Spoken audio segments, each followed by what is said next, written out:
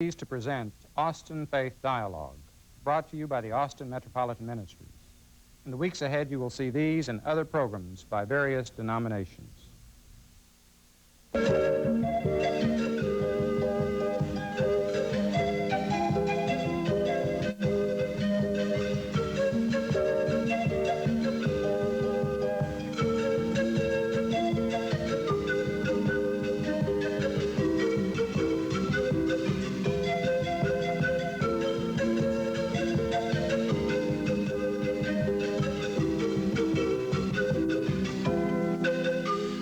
Austin Faith Dialogue, a public affairs series at the crossroads of religion and life. Austin Faith Dialogue highlights the interaction of the religious community with the social and cultural issues in the area in and around the capital city. Austin Faith Dialogue is brought to you by Austin Metropolitan Ministries in cooperation with KTBC TV. Join us now for this week's edition of Austin Faith Dialogue.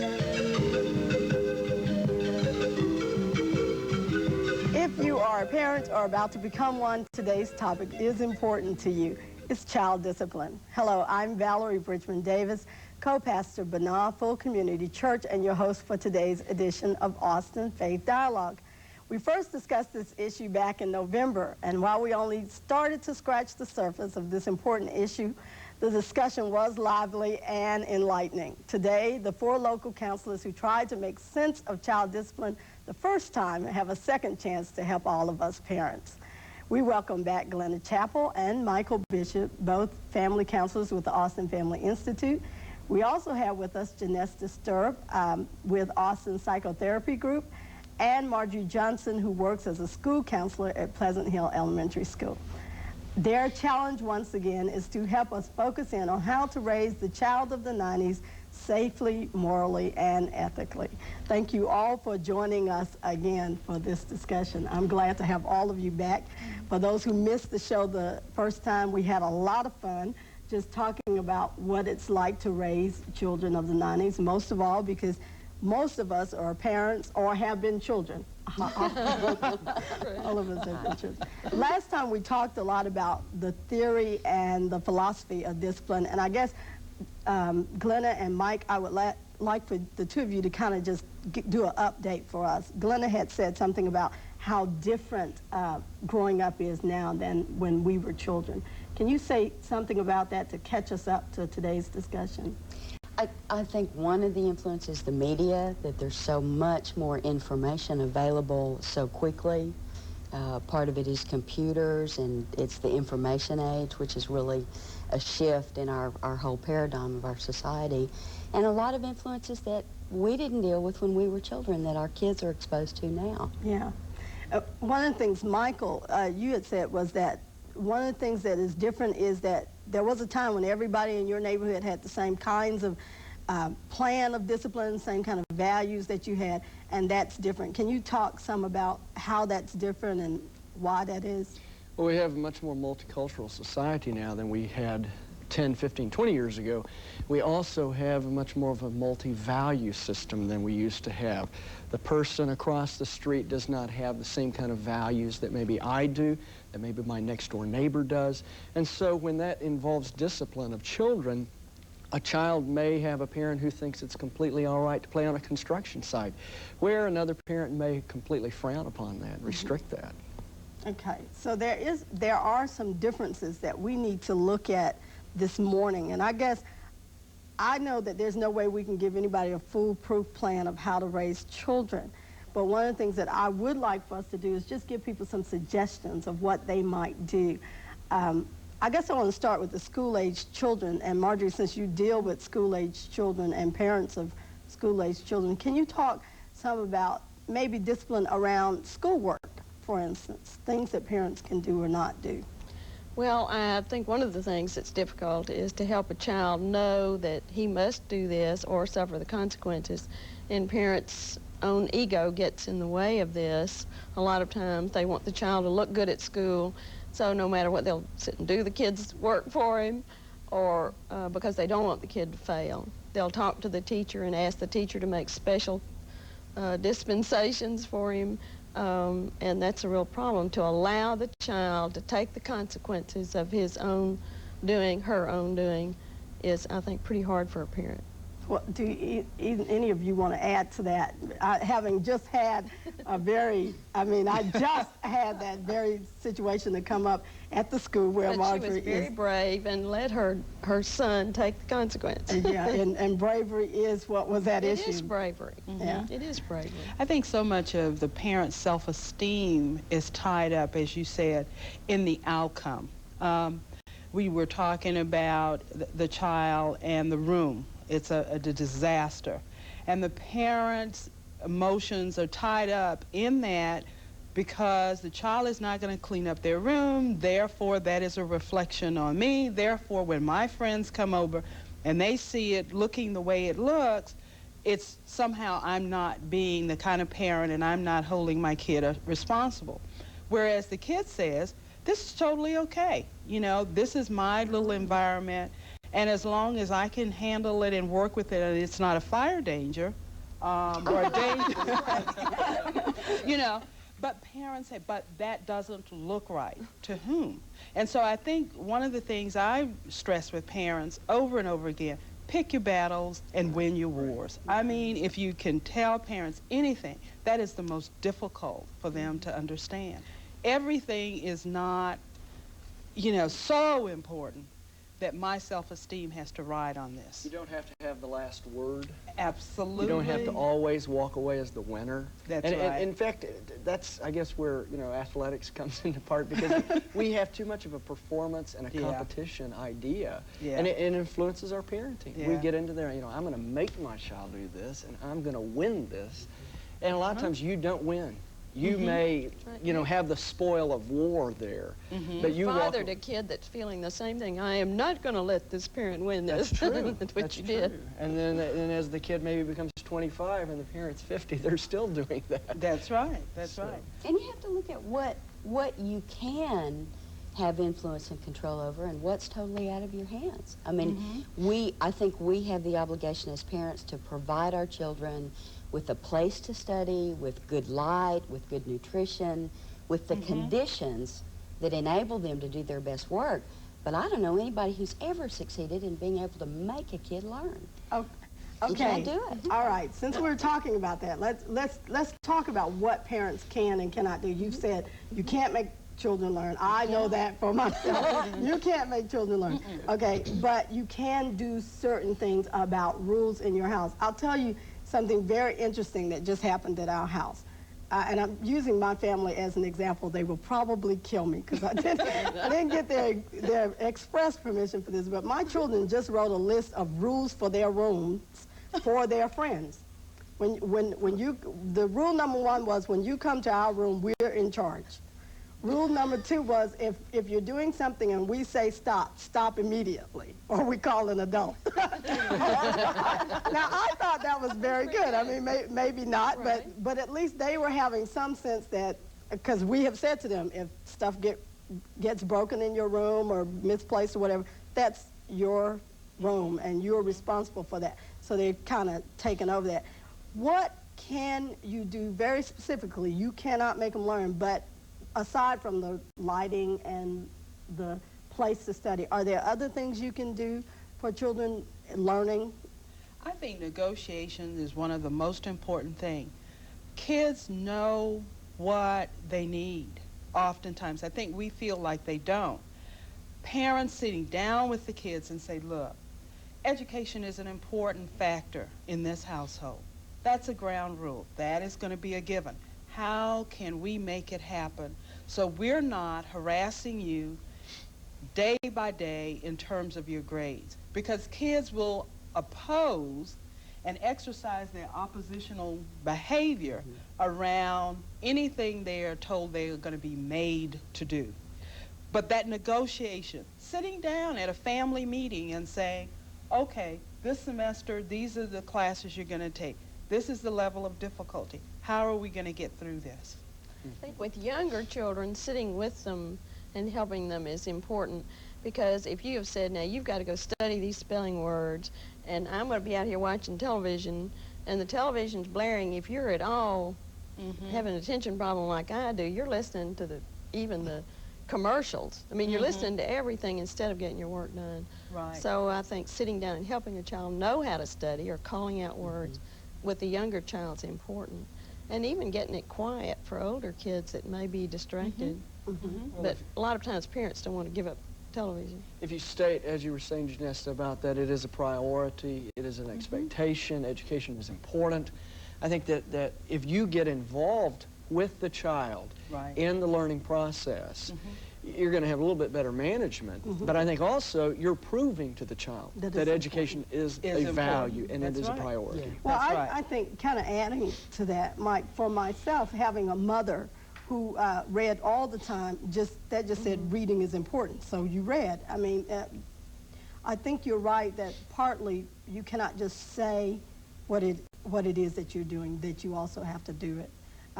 I wanted to talk, Michael, about the role of the church in helping parents with discipline and what happens if the church says one thing but you as a parent or your children are feeling something different or society is doing something different. I know that's a big block to chew on, but... Well, I don't have 3 hours.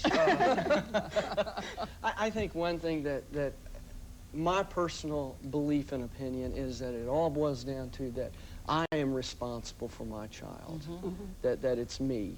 The church helps me be responsible. How?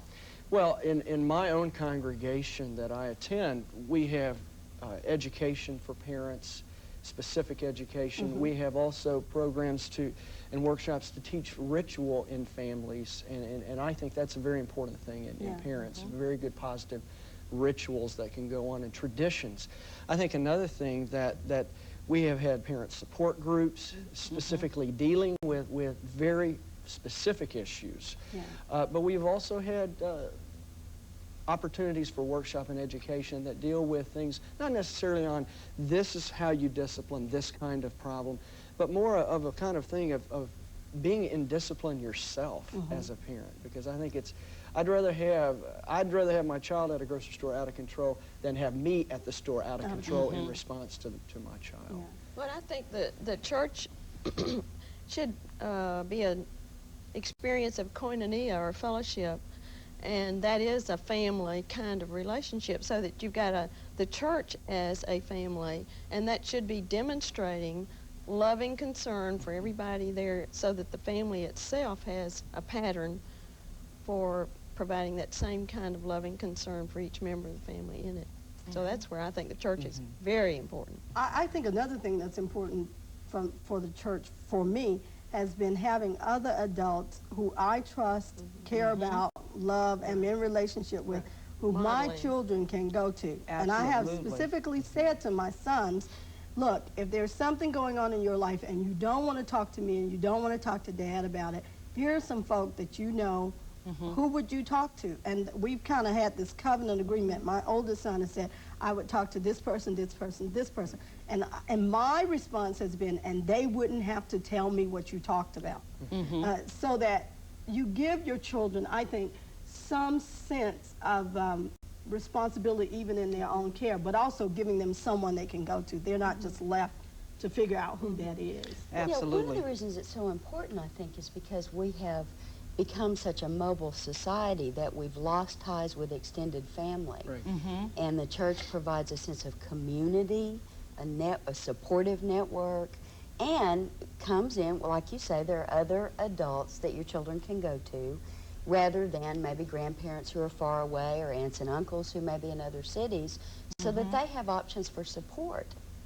And those are few and far between in this mobile society. And I think on top of that, a congregation, a church can give a community to a child where if there are some specific things where you give them activities within a congregation to have participation with older adults, with median age adults, with young adults, with single adults, with all kinds of age groupings there, because that extended family has withered to some degree. We don't necessarily live on the next farm over or in the same small little town. But giving that child then understands a lot more about how to have respect for other age groupings. And I think that then they can go to those people like you were talking about and seek out their advice. Okay, what do you do now, specifically to having a community that your child is also responsible to? What do you do when your child comes home and says, but Sister so-and-so or Aunt so-and-so or so-and-so's mother down the street lets me do such and such? I mean, I know the classic response is, that's not your, I mean, I'm your mother. But I mean, what do you do? How do you create respect for what other people are doing, but also maintain some sense of what your rules, regulations, concerns, boundaries, however you want to say that? But I think that kids understand that each household is a separate and different culture. I caution parents when kids come and say, but such and such parents will allow me to do such and such. One, you don't know that, and parents often will respond to what the kids say before they check it out. But in this culture, our family, these are the values and these are the ground rules. Yes, such and such lets her kids not have to do homework, but in this culture, in this family, homework is important. Mm-hmm. And you model respect. Mm-hmm. People have a right to make their own choices and set their own boundaries. These are ours. That's right. They have the right to make theirs. Okay, I heard all of you say something about allowing the child to help set the parameters of discipline. I know a lot of people who would say, then what am I doing here? I'm the parent. Can you speak more to that? Maybe Marjorie, can you? Well, I was talking to Valerie before the show that I think a parent needs veto power. You want to give the kid as much freedom as possible, but in the end, you are there to protect and take care of that kid. So you have veto power to say, well, that was good up to this point, but we can go no farther than this. I do think to teach a kid respect for other people's opinion without having to accept that opinion. I know in the school, for instance, I'm always at a stressful point in trying to deal with children who ask me a religious question because I'm not supposed to bring up religion in the school, and some of them will say something like, well, my mother said this one is going to hell, and I said, well, you know, some people believe that, and other people say this about that, just to let them know that there are varying beliefs about that, because I think it's so important for us to stand firm in our own beliefs, but know that it's okay for other people to have different beliefs. And I think if parents participate in that, kids know. I mean, you know, let's give them some credit. Kids know that the bottom line is parents, yes or no. But if the parents participate, as Glenna talked about, if parents participate in that process with them, at the end, we're all going to be in agreement. There aren't any surprises. Speaking of not having surprises, because I think one of the big things for me, and I backslide all the time on this issue, is kids knowing beforehand what the consequence is, so that you aren't capricious in what you're doing. What I mean by that is, you don't say stupid stuff like, well, you didn't do such and such, you're grounded for 3 months. I mean, you know, that's unrealistic. Until you're 30. Until you're 30, right. I mean, you know that's unrealistic, but because you're caught up with the child in the heat of the moment, you just do stupid things. You've said something about negotiating, setting ground rules. I mean, what is reasonable, for instance, when a child breaks a curfew? I'm not talking about being 2 minutes late or 3 minutes late. I think, and maybe I'm too lenient as a parent, but I think the first time a child says, Mama, we were playing and they're 5 minutes late and I just forgot. Okay, I let that slide the first time. But the next 2 or 3 times, well, not even the next 2 or 3 times, the next time when you're 15 minutes late, well, there are some consequences for breaking curfew because we had someplace to go, because we had something to do. I guess the other thing I'm saying is I don't think discipline should just be for the parents' sake, but it has to have a reason to it from my perspective. It needs to be logically related to whatever rule was broken or limit was transgressed. Yeah, and for a little and one, immediate. A little one, a short time out, 2 minutes while the timer's ticking. But for an older kid, it's going to change, and I think it depends on the child. Parents sometimes don't have any view of of how things need to change from the time a kid's little Right. till they get older. Well, I've also experienced a time with a family where they were placing their son, their teenage son, and he would be in timeout or restriction, I guess, Yeah, right. for 6 weeks in his room. Grounded is the word. Comes home from school, goes straight to his room. He was delighted. And they couldn't understand. And I said, well, let's ask him. Have you ever asked him? That's right. He said, well, first I get to be away from you. The second thing is, I go to the school library, I get books, I go to my room and read, because this kid loved to read. So it wasn't necessary. It's kind of like, you know, go to Shangri-La. You know, Right. don't go to your room. You're not. It wasn't a discipline or a punishment or anything. Plus, the discipline has to be related to the specific event. One of the traps for parents is bringing history into the current situation. I remember 3 months ago when you did such and such, and therefore let's bring all of the occurrences of the last 3 months and lump them in the discipline of this issue. And kids get totally confused. But what does that have to do with it? Yeah. You know, and in fact, what am I then being disciplined for? Yeah. History, or am I being disciplined for right now? Well, that's a really good point. I guess the other thing that I really want to push all of you on is what is logical discipline. For instance, if a child, and I really mean this is a serious question. Don't laugh at me, Janessa. Because I'll tell you something my mother did when I was young, and I've never forgotten this, and I thought it was one of the best things she ever did, discipline-wise. We had to wash dishes. Each had a week. And so I washed dishes and did a lousy job because my thought was, if I do a lousy job, I won't have to do them anymore. Well, my mother's response was to take, she didn't say a word. She took every dish out of the cabinet, every last one of them, including the ones that I had half washed, all the pans, put them on the table and said, please wash these dishes right this time. And if you don't, we'll do it again. You better believe those dishes were clean. Right. Now, somebody hearing that might say, well, that was awfully hard. Why didn't she just make you wash the ones that you messed up? But I don't think that would have made a difference to me. So what is logical discipline? But that could have been logical if she had said to you, Valerie, it's real clear to me that you want the practice in washing the dishes. Therefore, you don't have to act out to get me to allow you extra time to wash the dishes. Okay. It's stating it in a very positive and direct way. And you know, I think that too often when you deal with logic, parents, they cut their alternatives off by what they say. Absolutely. Okay. Absolutely. You know, Yes. if you ever do this again, then we're going to hang you by your thumbs. Right. And the kid's thinking, that is never going to happen. Right. You know, I'm too smart for that. I know that that won't happen. But a parent will say that, and then they're down to, oh, right, I've got this last, you know, alternative of discipline to throw at this kid, and it may not be the best because they've already threatened, and it doesn't work in those. Okay. Keep your options open. Yeah, right. Yeah, A like, threatening language. well, just for instance, if you call your child for supper and he or she decides that they'd rather play outside for another 30 minutes and they miss supper, the logical consequence is they're going to be hungry. Now, no kid is going to starve to death for missing one meal. But what they learn is, well, if I don't come, when I get home, the food's all put up.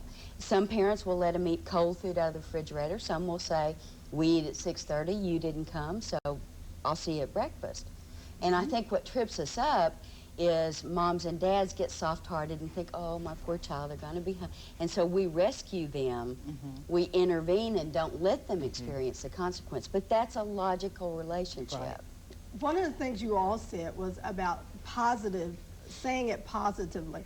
Again, talking about my own backsliding, I can find myself saying, why did you do that? That's so stupid. I mean, you do have the consequences. I mean, I try not to do that, but I know I'm not the only parent that ever does that, you know. But really, that language issue of... Right. Because the other thing is, I know that when you say, what that was stupid, the child may hear, you are stupid. So I really am trying to work on that in myself. But talk about the language. Marjorie, can you... Well, I think one of the hard things is to say something positive without saying, like when the kid does it well, you say, gosh, that was good. And then we always jerk the rug out and say, but why can't you do that every time, you know? So we said something good, but then we jerk the rug out from the kid. So just let it lie there. That was great.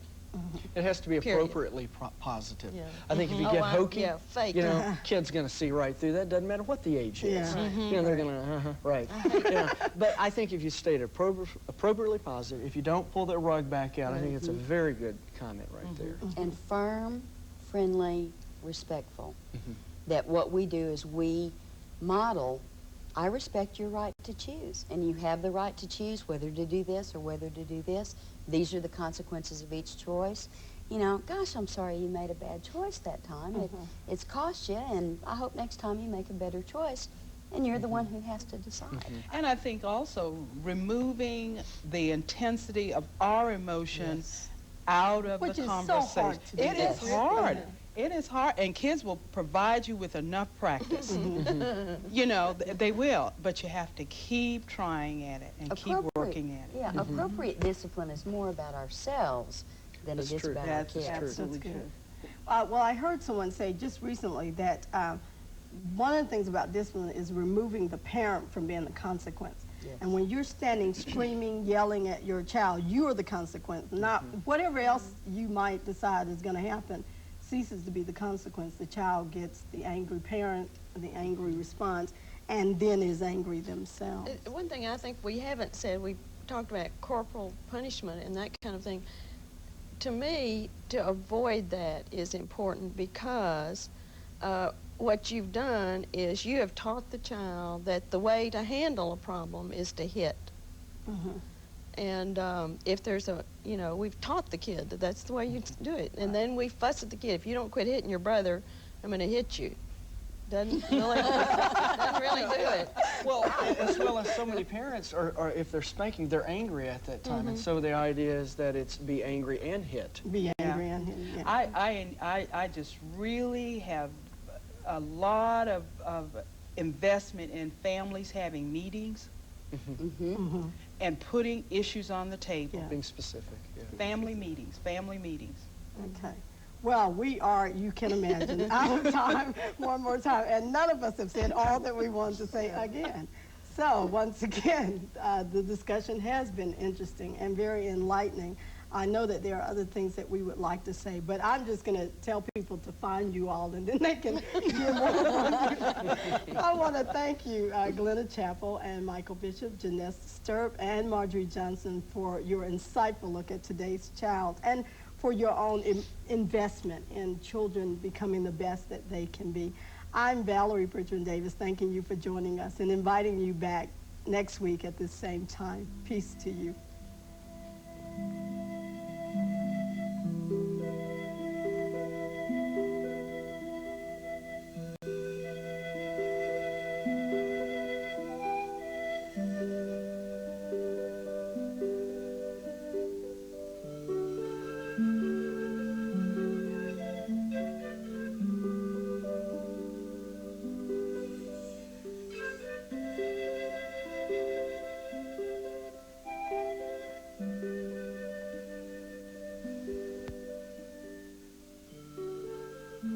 For more information, call Austin Metropolitan Ministries at 472